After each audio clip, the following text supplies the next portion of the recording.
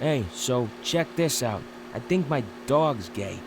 I was trying to get this super hot chick's number at the dog park yesterday, and suddenly, my pit bull Frankie starts humping her male mastiff in front of us both.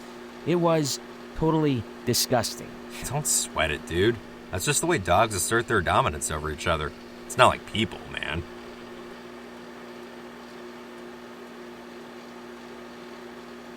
Isn't that right, Kyle? You guys don't hump each other for dominance, right? Screw you guys. We would, man, but it just so happens that you're not our type. Super Gaysian male. Super Gaysian male.